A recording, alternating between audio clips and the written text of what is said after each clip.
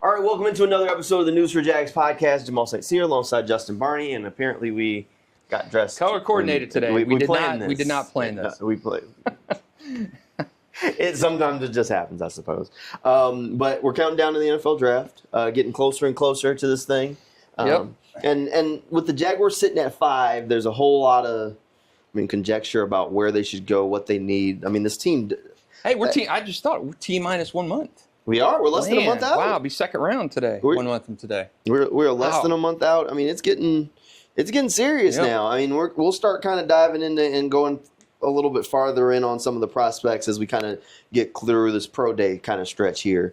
But a lot of the mock drafts they're all over the place early, but once you start getting post-combine and to this point, a lot of the stuff starts to kind of average, especially at the top normally. Yep. But this year I feel like it's a little different because the question is if the quarterbacks are going to go, not how many are going to go. I think one. Yep. You think two? 2 first rounders. Oh, 2 first round. Yeah, I do think Shedeur, the book on him almost reminds me of like a Will Levis a few years ago, right, where, Will Levis could go in the top 3 and he goes to the top 2nd round. I don't think Shedeur falls that far, but I could see a scenario where he falls maybe in the top 10, where he's not in that top 4. Yeah. Which leads to some interesting scenarios too that we've seen. And that's the thing. If you can get 2 quarterbacks off those picks in the top 4, which is a big if, then all of a sudden that opens the door for the Jaguars to possibly be sitting there and trying to figure out if Travis Hunter's on the board. And a lot of people are starting to think that they might look up and Travis Hunter be there because the feeling around is that Cam Ward's going 1. You're probably going to see Abdul Carter go 2. With maybe a quarterback going to the Giants, because, I can't. If my job was on the line, and I'm Brian Dable, and you hitching it to Jameis. Am I hitching it to? Am I just going into the year and saying, Jameis, live by that, die by that? No, I can't. I couldn't do it. I know good and well I'd rather Shedeur Sanders come in. If Jameis beats out Shedeur, then so be it. But there's no way. There's no way I'm going in the year. Job on the line, and I know it's on the line. There's no way. Tommy DeVito and Jameis Winston. There's no way. I agree. No way. I agree. You got to do something if you're the Giants. You're in win now mode. I think a quarterback is probably the way you need to go to have that quick turnaround. But I've seen mocks where Shedeur has fallen into the teens. Right. I don't know if I truly believe that. You look at the Will Levis factor a few years ago. He was potential top 5 pick, and he fell. But, I don't see that happening. I do think that he is probably gone inside that top 7. So with those are the first 3, then you'll lead you to the Patriots, where in the Jaguars' case, the Patriots are kind of a turning point of what lands on your plate. And a lot of people that have covered the Titans for a long time, now Mike Vrabel there in New England, don't think Travis Hunter is a Mike Vrabel kind of guy. That Mike Vrabel might opt to go, Mimbu, the big offensive lineman, or Mason Graham, defensive tackle, a different kind of guy, because that's not, Travis Hunter isn't his calling card. Right. Travis Hunter's good. He's physical, but he's not. He's not a Vrabel. He's not Patriots a Vrabel kind of made in the lab kind of guy. So then it's starting to look more and more like the Jaguars. Like even the last time we did this podcast, we were talking about like a possibility, and it was like a rarity, like an option. But it's looking more and more like a reality that the Jaguars could be on the clock at 5, look at the board, and say, Travis Hunter is sitting there. I think when they beat the Titans last year, I posted a meme that was like celebrating in the club, but it was Orlando Brown. He was out of it. And it was like Jaguars fans celebrating the Tigers win, but realizing it took them out of the Travis Hunter sweepstakes. True. Only to find out a few months later they might very well still be sitting there to get Travis Hunter. My question on Travis Hunter, and I've seen this bandied about online. Where do you put him? A, he's got a lot of mileage on him. B, he's played a bazillion snaps. So where do you put him? Do you line him up at cornerback? Do you line him up out there at receiver with BTJ as your number 2? Where do you put him? Where do you feel his natural fit is? I guess there's kind of a question of, Josh Allen when he came out. Is he an edge? Is he a line? Where does Josh Allen go? Where does Trayvon Walker play? What does he kind of do? And we've seen Trayvon morph into that. With Travis Hunter, you've not seen players like him Right. often at all, if ever. Heisman winner, I mean, two-way star, I mean, more than a dozen TD catches, I mean, crazy kind of year.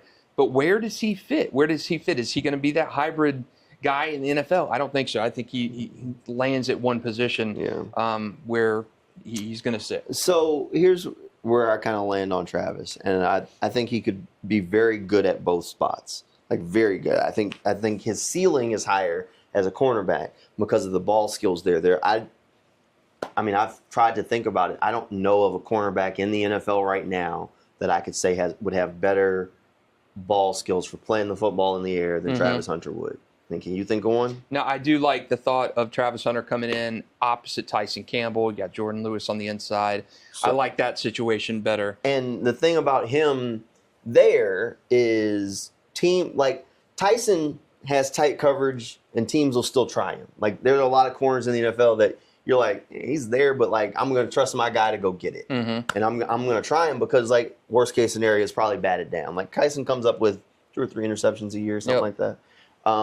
But Travis, on the other hand, because of the ball skills he has in the air, he's a guy that teams aren't going to throw at. He's like, I mean, you hate to compare him to him, but he's similar enough to Deion Sanders back in the day where you throw it his way, it's not just a PBU. He might go up and take it from you, and it's an interception, it's a turnover. So, I think the ceiling for him's higher at corner because of some of the skills that he's shown there, and that's not him focusing only on one position.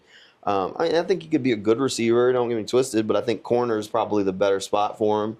And if you play him at corner, I think it's easier for you to say, okay, I can spot fill you on offense and have a package, Travis Hunter package, where he can come in. I mean, similar to what Mike Vrabel did when he was in the league. They've done it with J.J. Watt. I mean, they've done it with a handful of Deion Sanders. Yeah. I mean, there have been a handful of these guys that are just fantastic athletes that they're like, you know what, we got to get him on the field on offense somewhere, and we'll figure it out and try and scheme him up a couple of touches. I think if he's a full-time corner, you can do that. It's a lot easier to do that than to say, man, you're going to be a full-time wide receiver, but we're going to throw you on the other side of the football and have you cover a guy a couple times again. That's not going to happen. You can't. You either 10 toes down on defense or you ain't playing it. Yeah, and it makes sense with, guys, when you have this two-way skill set of a Charles Woodson, in a sense, a Champ Bailey, in a sense, a Deion Sanders, in a sense. He had that two-way ability. He had 6 or 7 touchdown catches in his NFL career. You see these guys who have that versatility, but a lot of these guys are coming in and playing defensive back in the NFL. They're not coming in and playing receiver.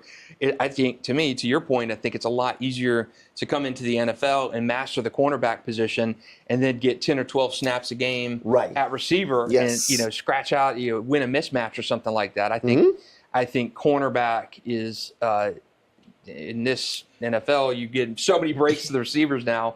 I think cornerback is far, far more difficult to master, and I think Travis could come in and be a star at that position in year one. As recently to make a Jaguars comparison, remember Jamal Agnew when he first came in and they were trying to scheme him up, and there was only so many plays he kind of played on offense because they really brought him to be a kickoff returner. He was learning how to play wide receiver at the time.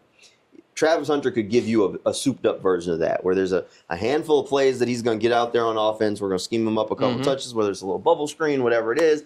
Bam, let him work. Or you're going to send him down the field and let him go be that guy. But he's still not, as a corner, he's not going to be your full-time receiver. But in big moments, you can put him on the field to go and hope he's the star that you need him to be to make a big play or to take some of the pressure off Brian Thomas Jr.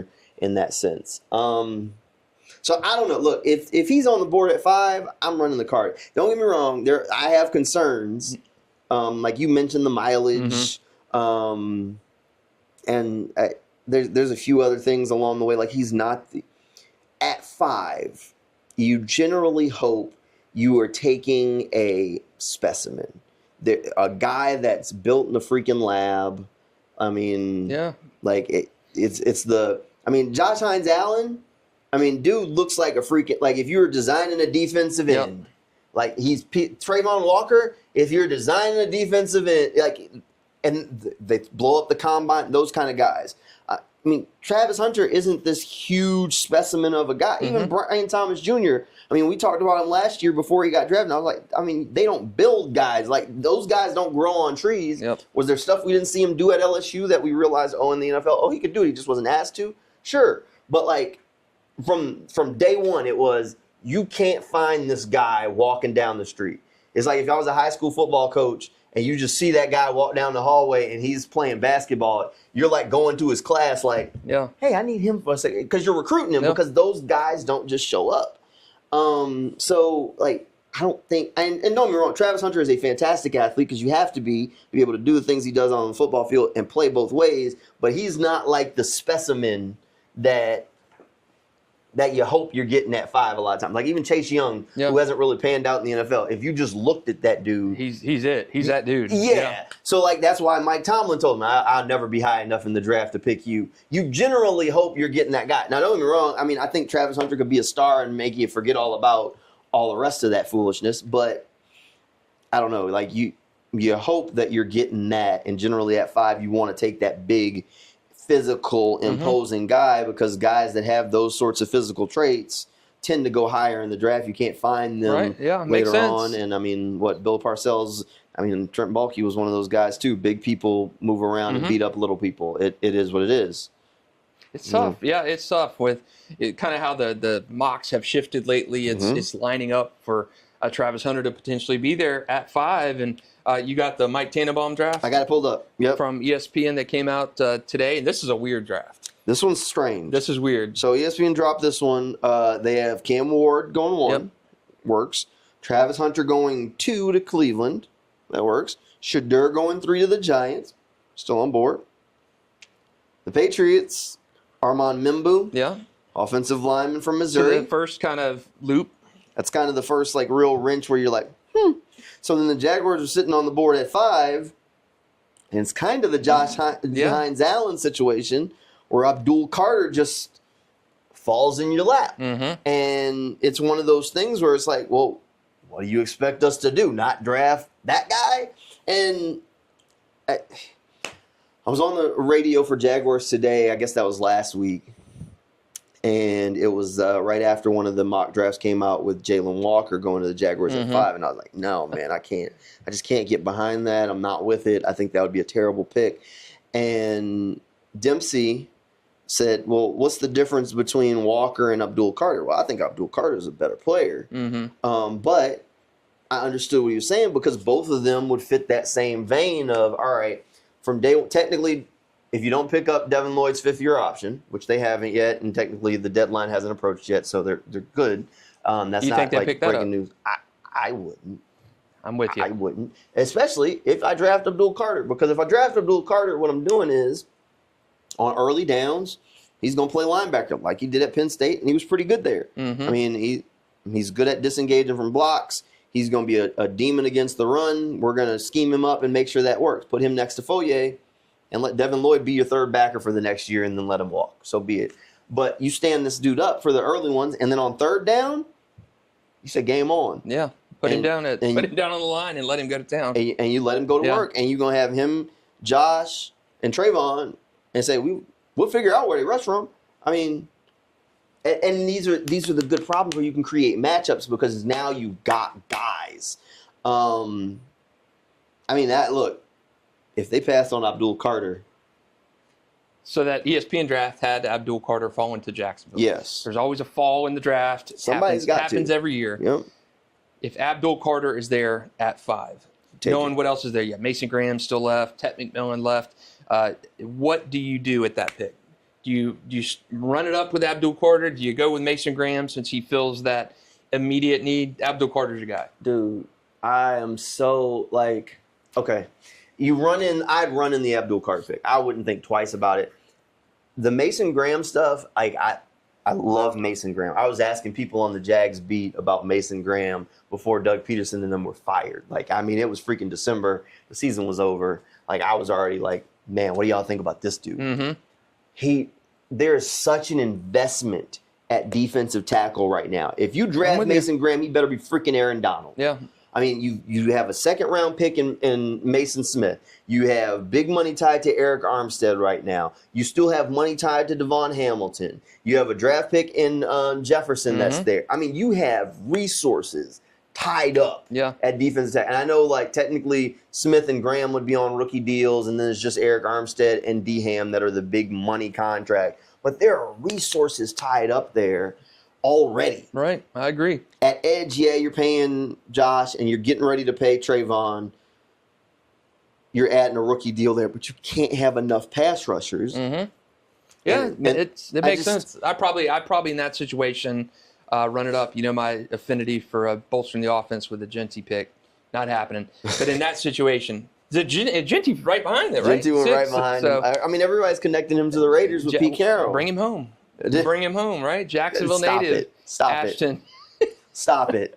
Stop it. Bring Ashton Genty home. No, I probably. Ashton Genty does list Jacksonville as his hometown, but he's bare like almost the area's third Heisman winner. Right? Didn't we do a story on that online? Yeah, I'm with you. I think it's a great problem to have. Mason Graham to me is more of that meat and potatoes kind of pick where you're adding more resources to that front, not necessarily that sexy pick as an offensive lineman would be.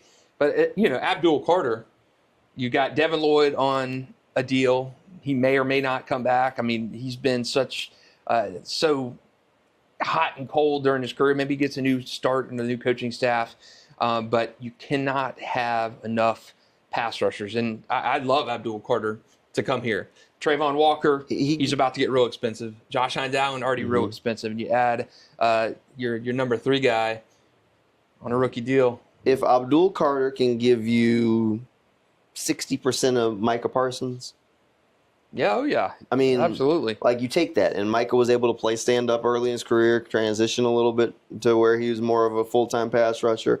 Abdul Carter can do some of those same things. It's not just the Penn State connection there, but he literally did some of those things well for Penn State.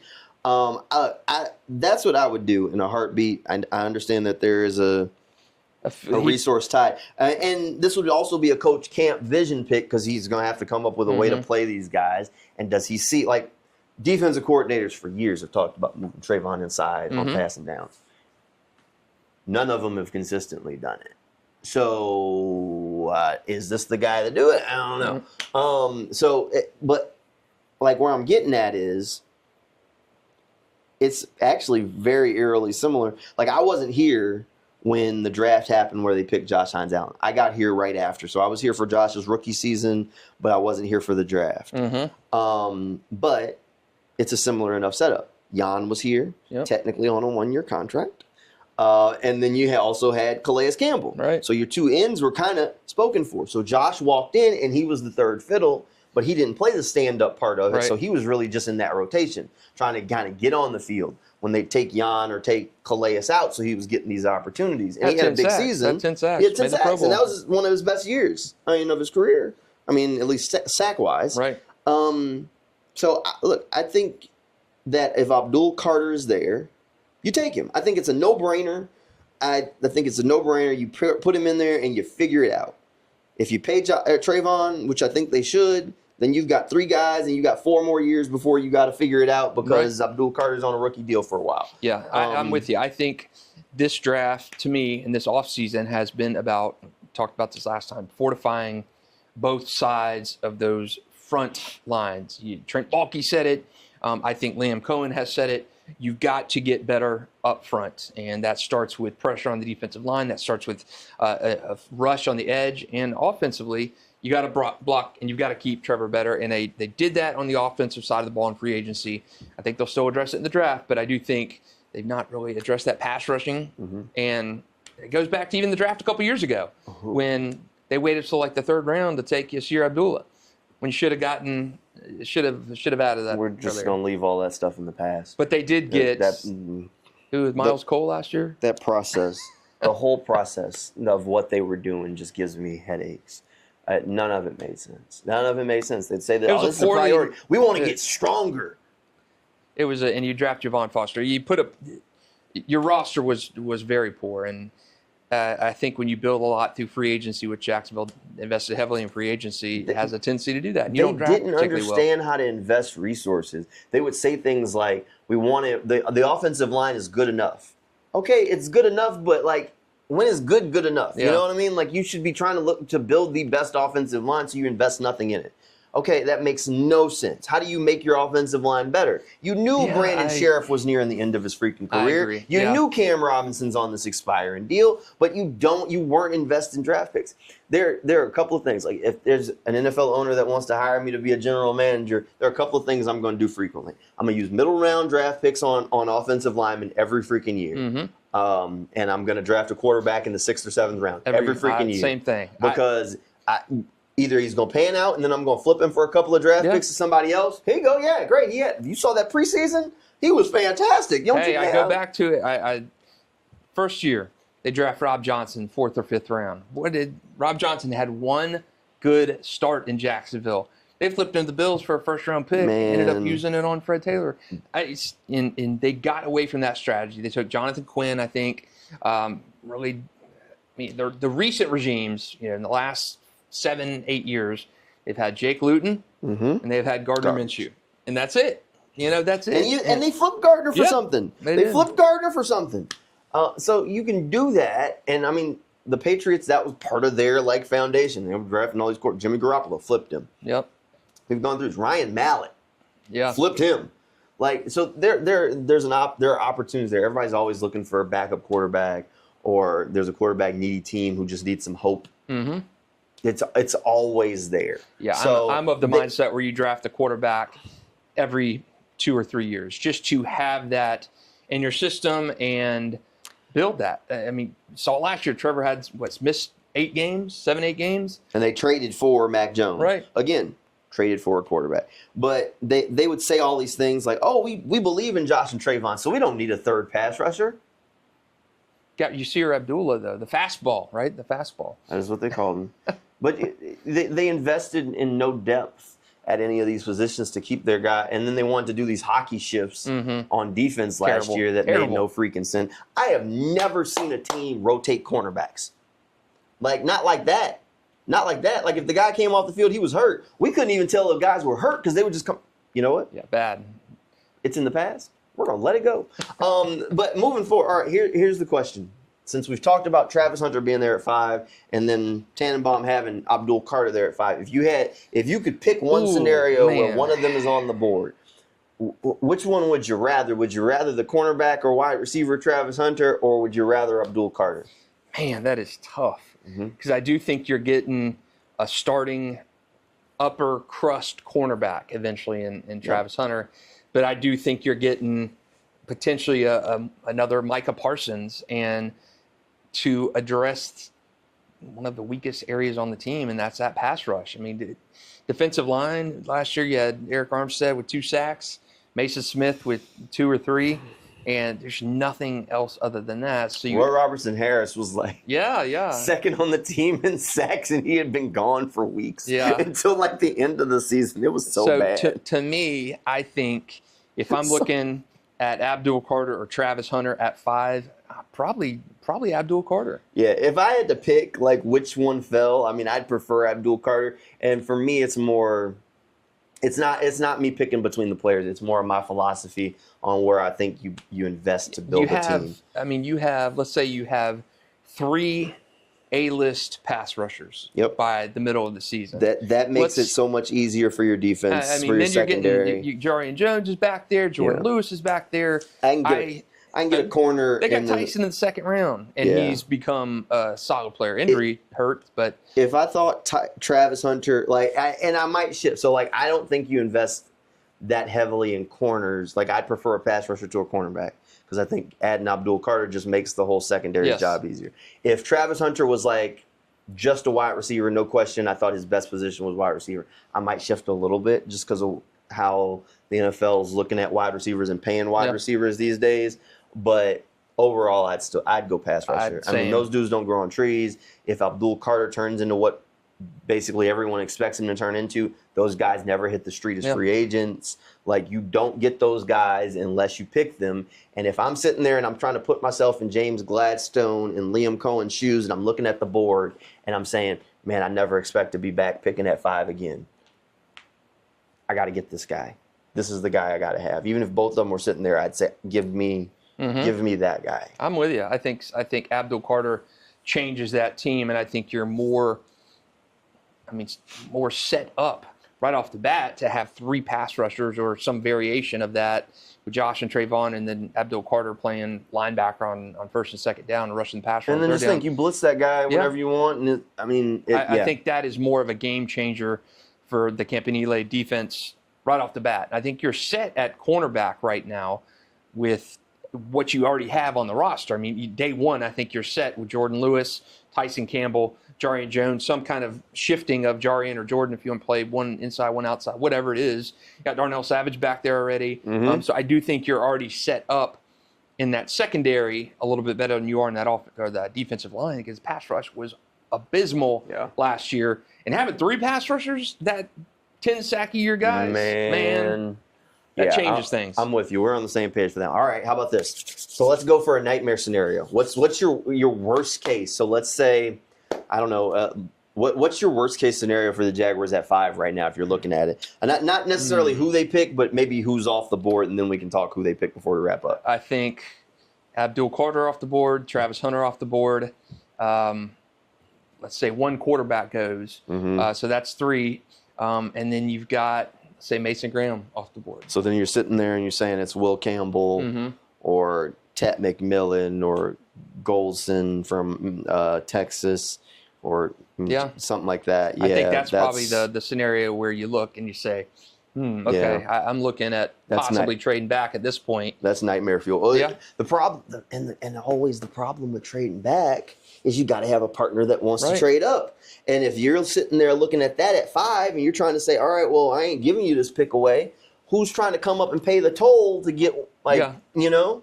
I did see a good story on ESPN that's nightmare fuel. Over the weekend about the trades Minnesota made last year.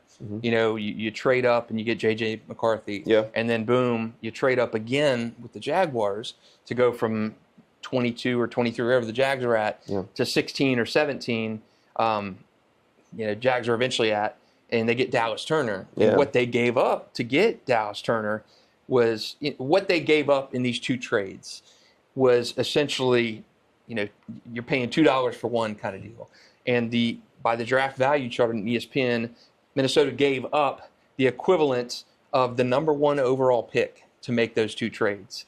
And you get J.J. McCarthy, who's still an unknown. He's probably going to start this year for Minnesota. But Sam Darnold had a career year. And you got Dallas Turner, who had 5 sacks last year. And you basically mortgage your future for that because you felt so good on J.J. McCarthy. Dallas Turner, with the equivalent of what you gave up, and Jacksonville got the better pick in turn. They ended up getting Brian Thomas Jr. down at 23. So you have the dance partner, but you also make a trade like that where Jacksonville cleaned up on the Vikings on that deal. So, I mean, you got all those picks from that deal, but you have to make a good trade, not a Minnesota kind of trade. You have to have the partner who's going to give you commensurate value with what you're giving up at 5. So, you got to have that dance partner. All right. Is there one guy that you don't want to be the pick? I mean, as of right now, at 5. Oh man, I don't really have a guy who I would say. I think they could use help from anywhere. I don't want the North Carolina running back. Omarion Hampton. Yeah, I'm not keen on him. We've seen some crazy quarterback picks in the top 10 the last few years with Bijan Robinson, and then Jahmyr Gibbs is a little bit further down at running back. I don't know. Maybe that. I mean, I'm not keen on the Missouri tackle. Mimbu. Yes, maybe Mimbu. That. But, they can use help anywhere, so I'm not necessarily writing anybody off. But with the amount of resources that they've already invested in the offensive line, I don't know that I'm on board with a first-round pick on an offensive lineman. I think that's a little – and I just don't – I like Will Campbell. I don't love Will Campbell. Same thing. Hey, he went in our mock last time. Yeah. Like don't know. it, Yeah. don't love it. Not at 5. Not at like 5, if I trade it back, if they trade it back and they got Will Campbell, I'd feel better. Again, like at 5, I still think elite. Like, is Anton Harrison your tools? Your guy at right tackle? I don't know. He's below average and has been below average. Maybe this coaching staff unlocked something that that roster couldn't, but he's just kind of been a guy so far. Yeah. Maybe that I would not feel as bad about. Well, they got competition. They brought in. They brought in the guy from Dallas. Yep. They brought in Fred Johnson from Philly, and Fred played some meaningful snaps for the Eagles at left tackle. So he's a big boy, former Gator, who definitely can give you some. I think there's going to be. I don't think they're guaranteeing anybody a dang thing. Yeah, I'm with you. I think if Anton's going to start, and he shouldn't. But like coaching staffs always say that, every position's open. It's nah.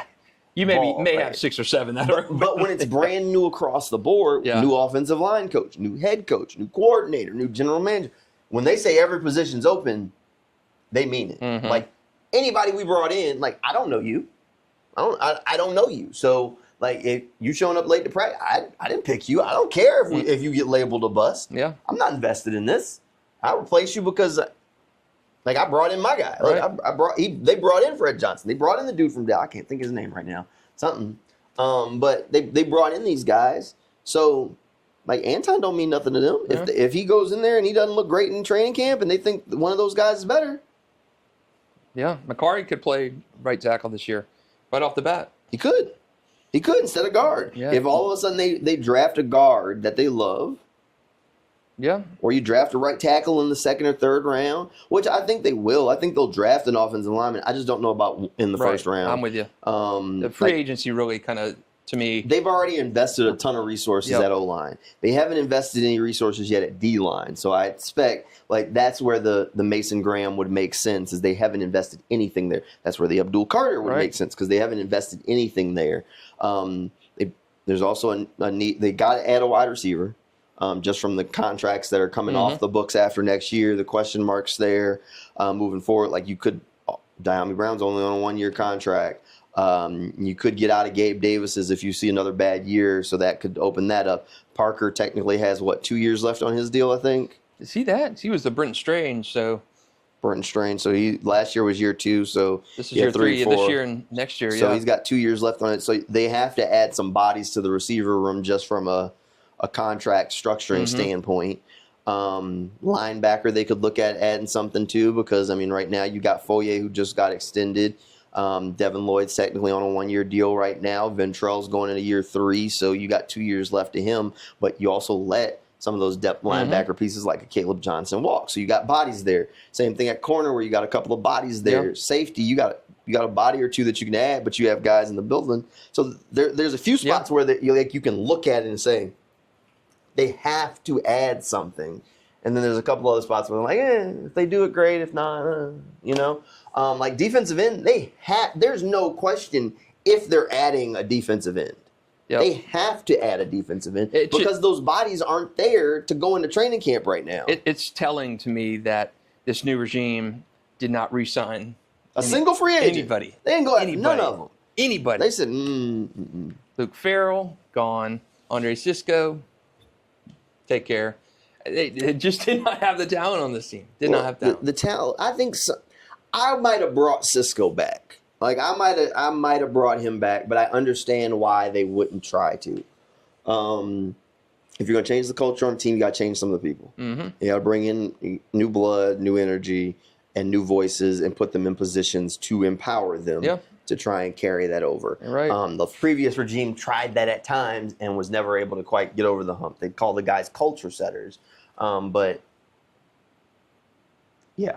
So they're trying their way, which means you got to open up room for those guys, which they did. So we'll see. I mean, it's going to be a wait and see approach on if they 1 month away. I can't believe it. Yeah. Can't believe it. Coming fast. Yeah, it is. Coming fast. Next week's NFL League meeting, so we should get a chance to pick Liam Cohen's brain a little bit. see where his head's at a little less than a month out from the draft and post free agency. So hopefully maybe we can get a little insight from there. Yeah, exciting. And next week, is it Monday, right? Monday. West Palm Beach? Yep. Something like that? Not West Palm, but something. It's something down near Miami. Yeah, it's near Miami.